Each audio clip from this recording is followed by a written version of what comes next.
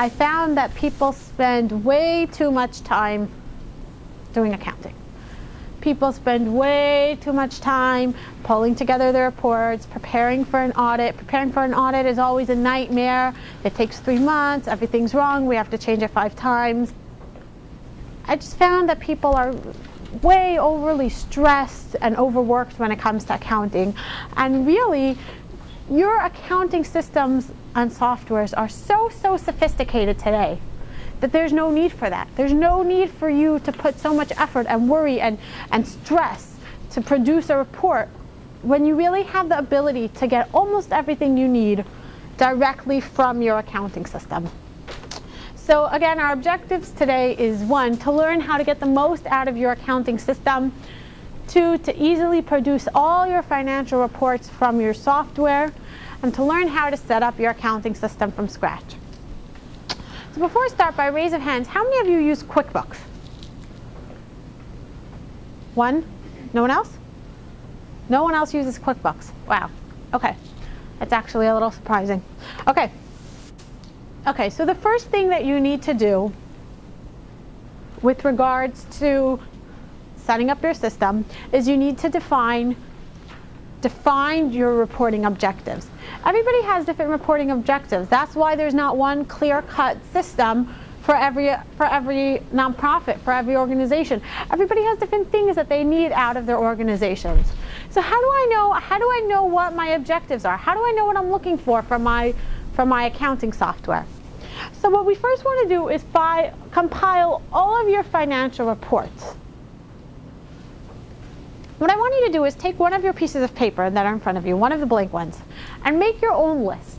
Make yourself a list so you know when you go home tonight what you look for. What are all the reports that you produce from your accounting system? Are you making board reports, monthly financial statements, annual financial statements, program budgets to actuals that you're showing each program director? I want you to make a list for yourself. Know what all your financial reports are, and know exactly what you're hoping to get out of your accounting system. In each report, what you're going to look is identify which values are inputted, what we call straight from your accounting system, and which values need to be played around with to get there, right? Which of these reports comes straight? You could print it out and give it to the board of directors. You could print it out and give it to the CEO to review.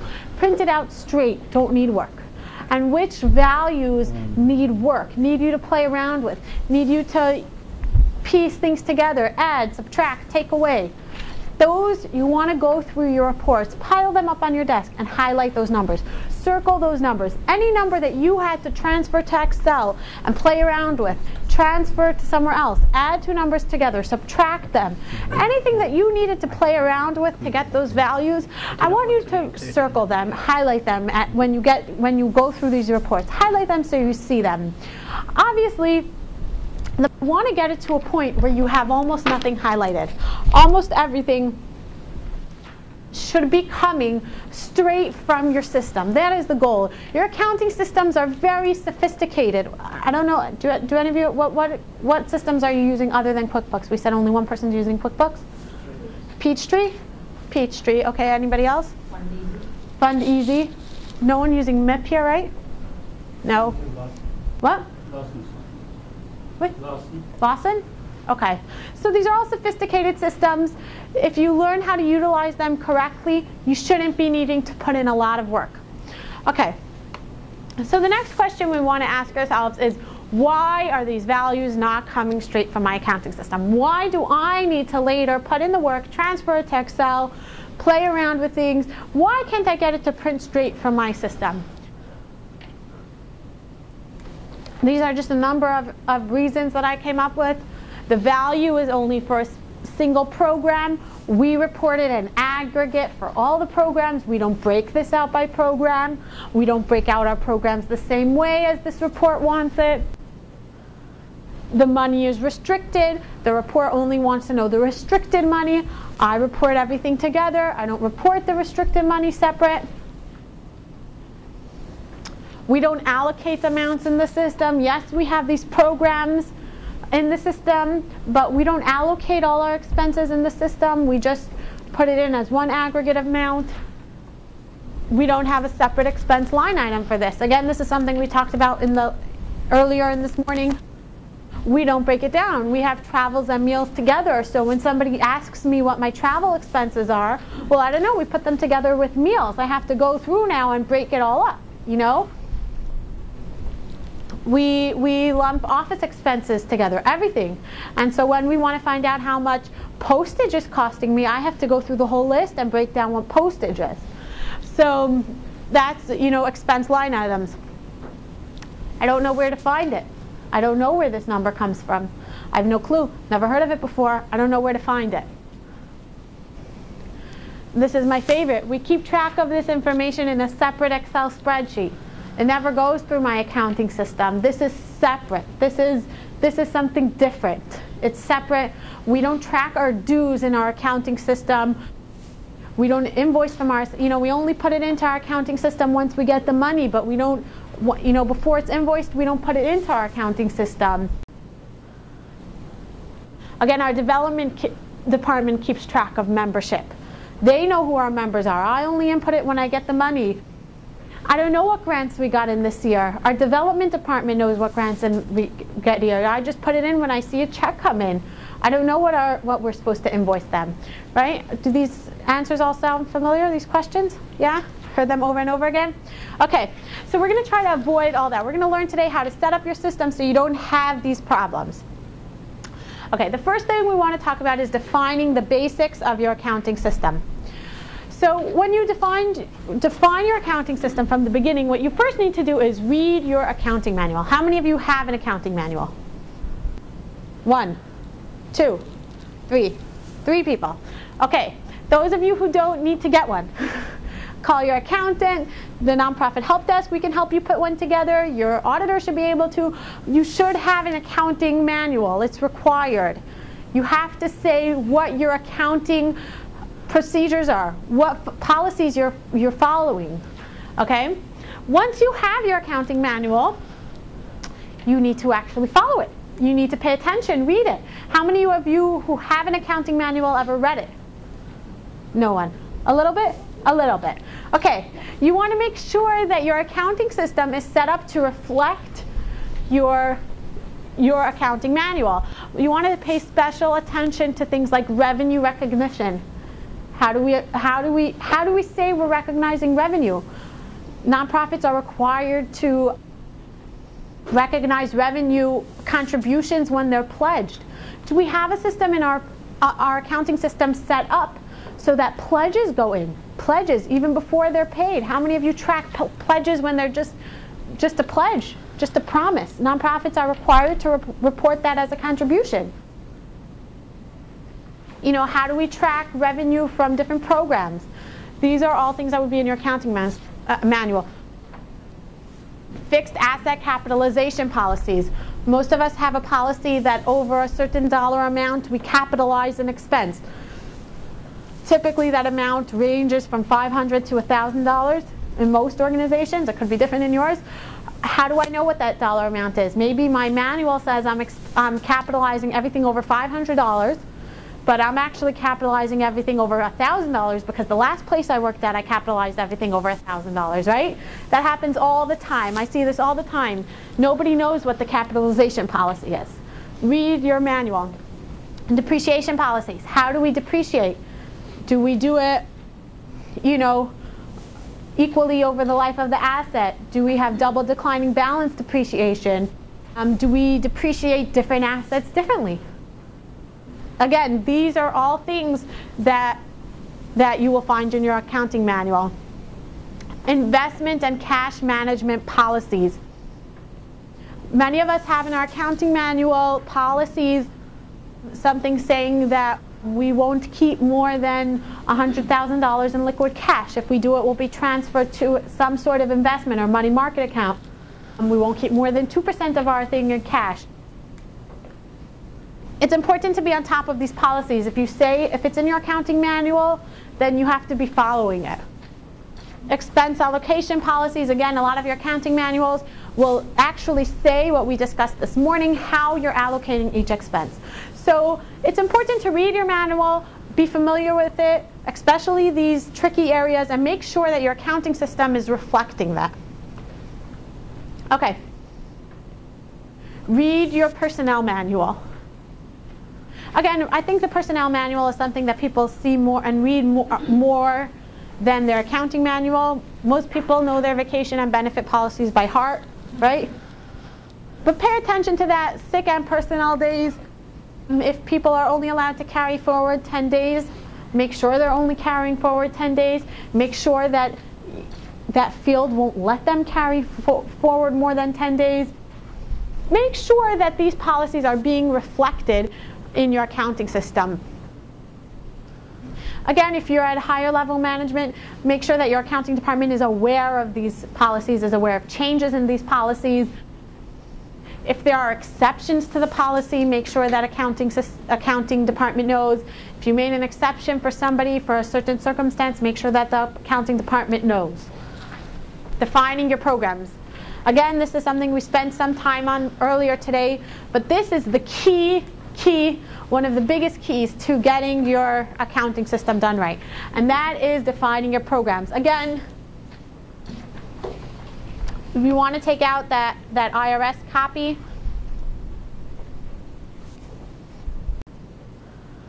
This is the basis of defining your programs. This is the absolute basis. At the beginning of your 990, you have your mission statement. Read your mission statement. Read the description of your programs. Make sure it makes sense. If your mission statement says that you are in operations in order to help children at risk, make sure you're not running a program that says, you're funding some synagogue. That doesn't make sense. Make sure that your programs make sense with your mission statement. The next thing you want to do is make sure that these programs match your accounting system. Exactly. Not more, not less. Don't divide it more, don't divide it less. And the reason is that if you don't track these values separately, you have no way to report them on your 990. There's no way. The only way is to be making up a number, either you or your accountant. Nobody is ever able to get a proper number if it's not tracked like this from the beginning. And I really want to urge all of you who don't have it set up like this for this year, who don't have your programs reported in your budget the same way, or in your accounting system the same way they are in your 990, make that change. Transfer it. Make your accounting system match this. That way it will be easy. You'll be able to pull a revenue and an expense number for each item. Okay, define programs in a way that is easily trackable. For operations, it should make sense. It should be easy. Don't lump together programs that run different times, different places, that it's hard to lump the information together. If you have different educational programs, but they're all, you're dividing too much information, you're combining too much information, it's hard for you to track it, then break it down into a different program. Make it easy. Make it easy for yourself. And obviously keep permanently and temporarily restricted money separate. You want to keep permanently and temporary restricted things on a totally separate from each other. Fund accounting. How many of you use fund accounting? Okay. Fund accounting is a discrete accounting entity with a self-balancing set of accounts, recording cash, related liabilities, obligations, reserves, and equities. Basically, it's its own chart of accounts. Each fund is segregated for the purpose of tracking specific activities in accordance with any limitations or restrictions attached to the fund. Okay, as you all know, nonprofits are required again to report restrictions separately, right? Does everybody know the three classes? There's unrestricted, temporarily restricted, and permanently restricted. Do any of you know the two types of temporarily restricted restrictions? Temporarily restricted assets. Time and purpose. Very good. Time and purpose. If you get a contract for next year, but you got it in advance, that's restricted money. It's restricted for time. It's restricted till next year. Then you get a grant to fund a specific program. That's restricted for purpose. So those are the two types of restrictions. Again, depending on how complicated your system is, how much you want to separate your accounting systems, you may really want to adopt fund accounting. If you're using QuickBooks, are you using QuickBooks for nonprofits or regular? No, you're using Peachtree. So Peachtree has fund accounting. QuickBooks does not. They do have something called classes, which is almost the same as funds, as separate funds, but it's not quite. Grants and program. Avoid tracking programs separately for grantors than you do on your financial statement. Sometimes you have a program listed on your accounting system, on your 990, and you kind of think that it will appeal more to the grantor if they're only funding part of it and not the whole thing. So you sort of create a new budget for them where you're only putting half of the expenses on and not the other half. Any of you have that? You know, you think maybe they only want to fund part of this program, not the other part, so you only put part of the expenses on that. Try to avoid that. Try to get them to commit to one of these programs. Commit to one.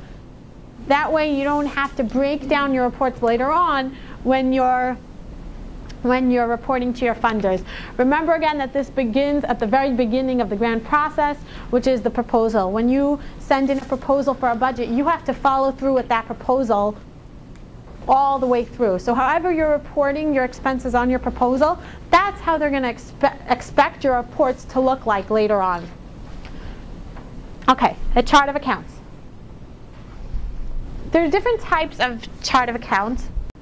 Those of you using fund accounting probably want to utilize something like a divisionalized chart of accounts, where you have some digits applied to the expense type and some applied to the program.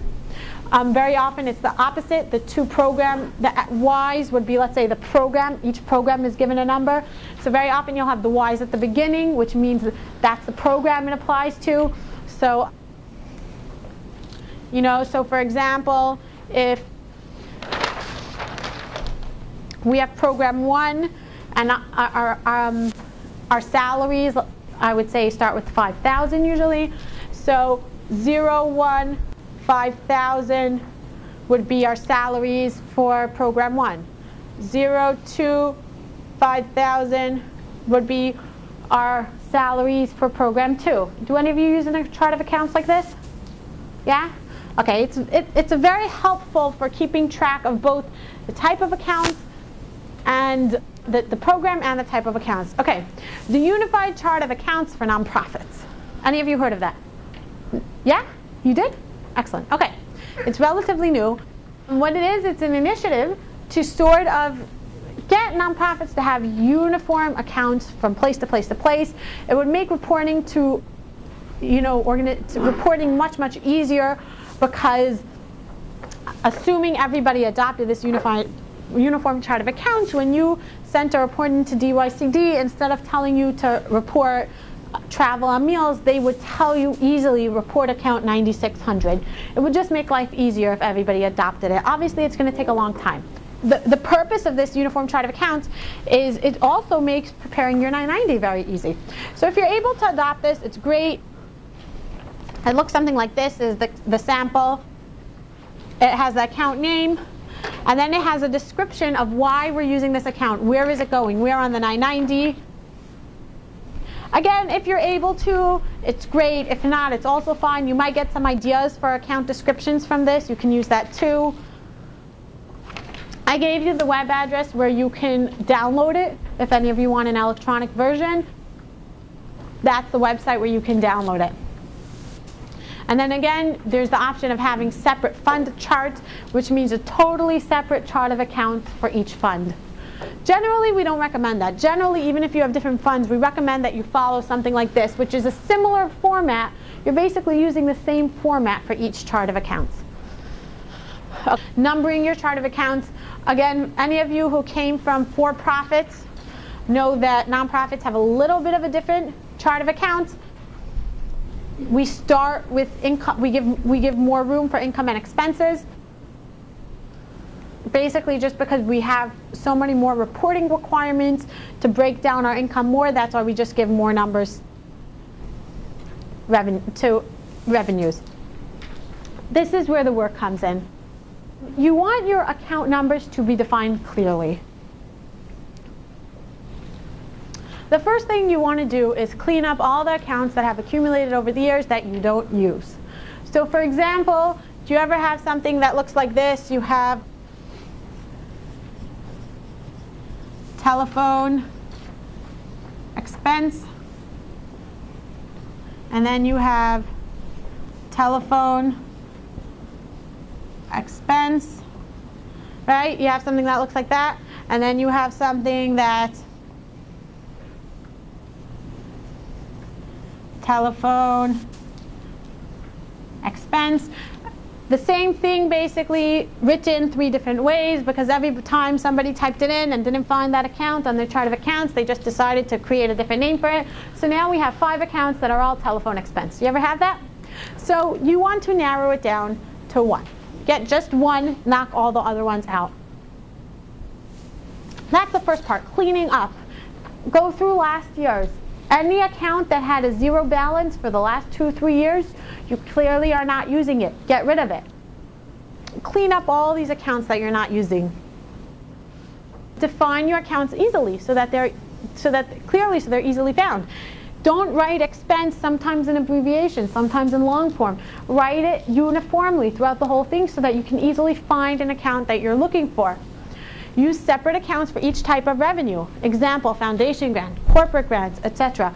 You define your revenue accounts the same way you are on your income statement. If they're defined in your system the same way that they're defined in your income statement, and they're not broken down further, then you'll be able to print it directly. You'll be able to print it straight from your system and put that number straight into your income statement. Have separate expense line items for each expense report and your annual report, 990 or board presentation. Break things down the way you want to see them broken down, okay? Next, sub-accounts. What happens if, as we said on our budgets, that we sometimes like to break things further down for our budgets, but for our entire income statement we have one whole lump sum number. Again, that's what we use sub-accounts for. A great example is special events income. Most of us just like to report it as one thing, and then our accountants come and and for 990 purposes they need it broken down by how many tickets we sold and how much of it was contributions.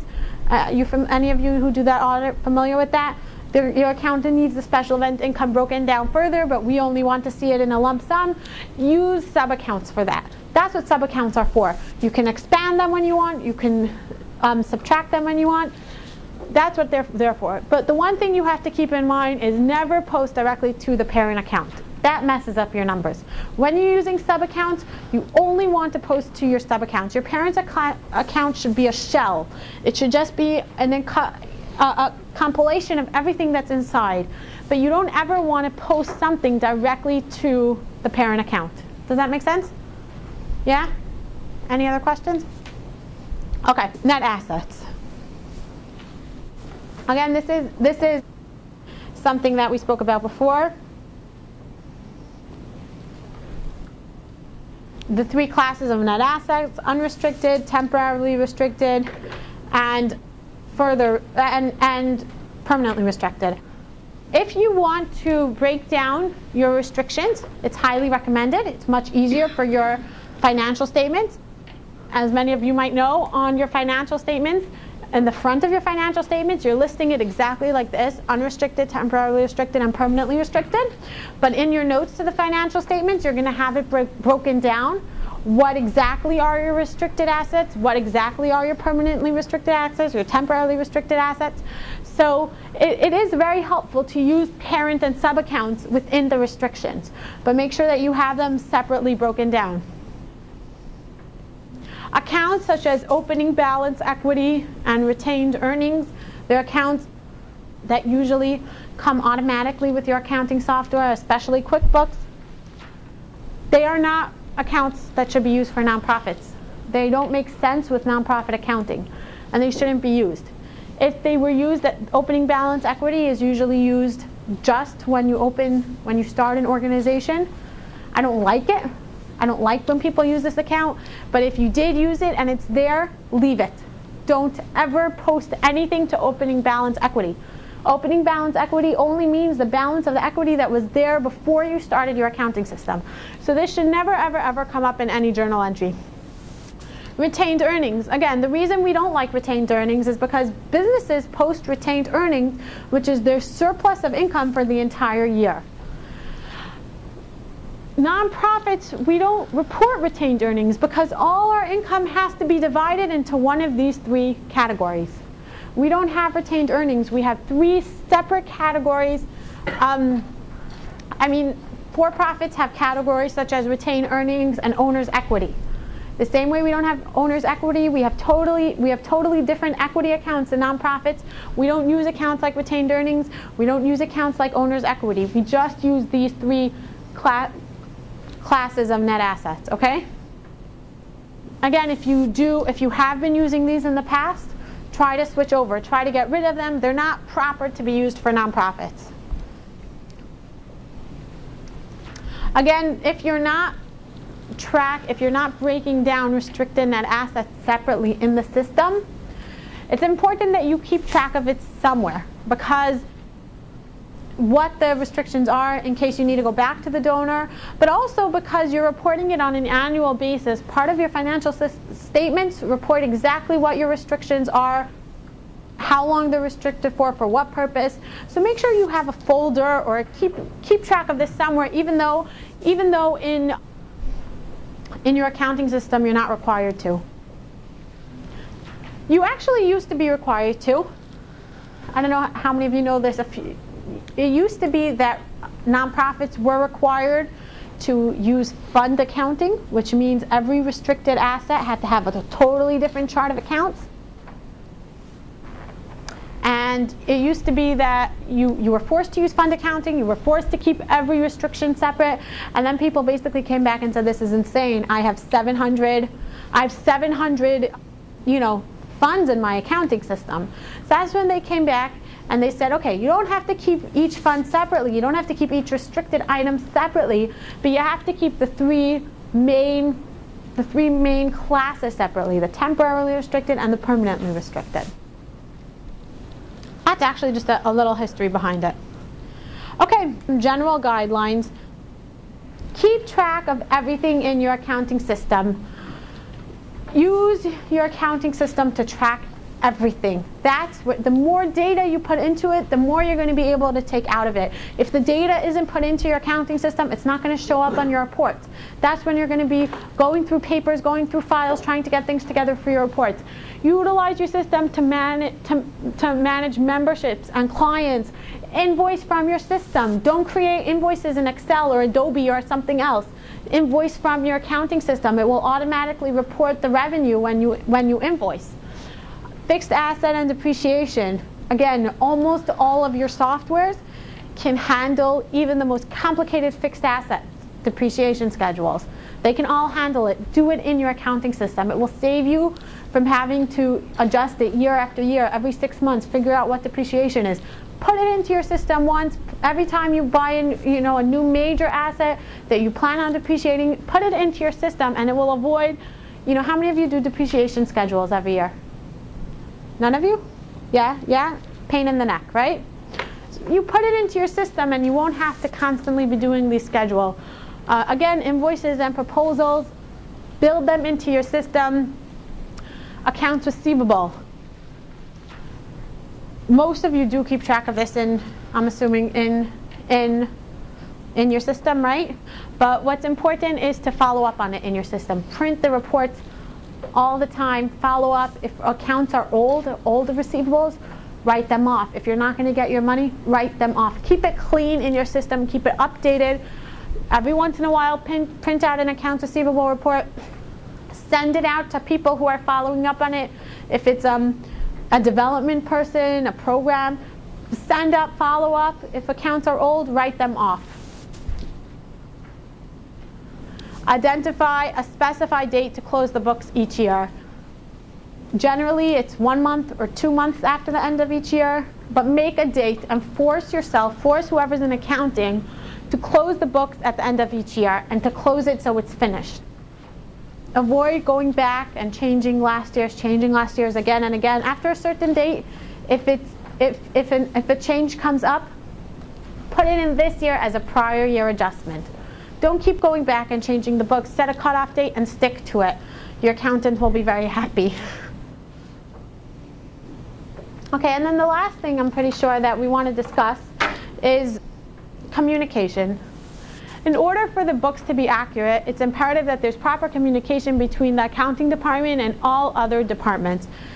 Accounting represents everybody as a whole, and they need to be informed of any change that happens in the organization. Very often, people think it doesn't affect accounting. It usually does. When a grant or donation letter comes in, why is that important for accounting? So restrict money until you see where the letter comes in.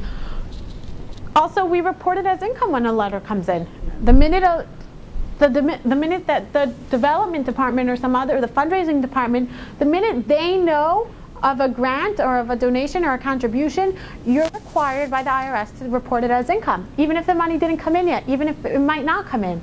The minute that a letter was sent, it needs to go to accounting to be inputted as income. Accounting should be notified about new members or clients. How often does that happen? Anytime there's a potential for more income, accounting needs to know about it to report it right away. Any capital plans or purchases, again, these are things that accounting needs to know about so you can budget for it, you can prepare for it, you can keep your cash flow for it. That's it. These are all examples of things that people might not think affects the accounting department so much, but actually does.